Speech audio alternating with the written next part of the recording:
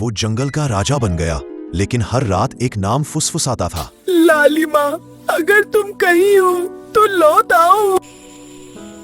घना जंगल, जहां सूरज की किरणें भी पत्तों से छनकर नीचे आती थी, जहां हवा में फूलों की खुशबू घुली रहती थी और जहां रात होते ही सैकड़ों दिए जैसे जुगनू चमक उठते थे।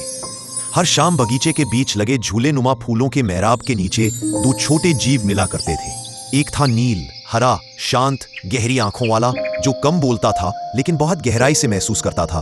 दूसरी थी लालिमा, नारंगी रंग की, थोड़ी चंचल, थोड़ी जिद्दी और दिल से बहुत सच्ची। दोनों मेंढक थे, लेकिन उनका रिश्ता सिर्फ दोस्ती से कहीं ज्यादा था। हर शाम लालिमा सबसे पहले पहुंचती। नील, आज तुम देर क्यों कर रहे हो?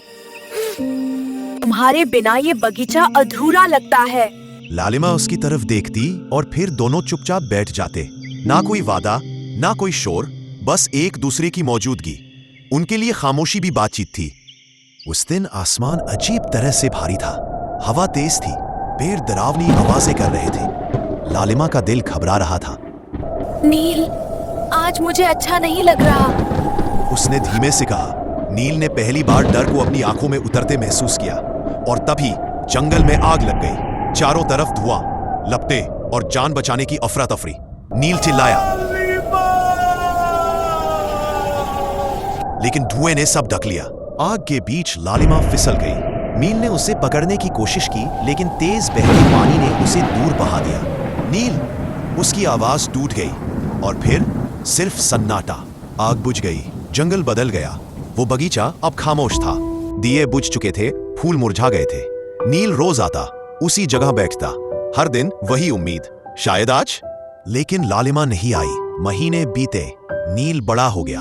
अब वो जंगल का रखवाला बन गया था। सब उसे सम्मान देते थे, लेकिन उसकी आंखें अब भी किसी को ढूंढती थी। रात को जब सब सो जाते, नील चुपचाप बगीचे में बैठता और फुसफुसाता।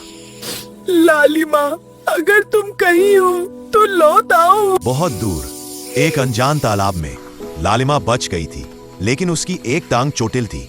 वो चल नहीं पाती थी जैसे पहले चलती थी। हर रात वो आसमान को देखती। नील, तुम मुझे ढूंढ रहे हो ना? उसने कभी हार नहीं मानी। एक दिन जंगल में उत्सव था।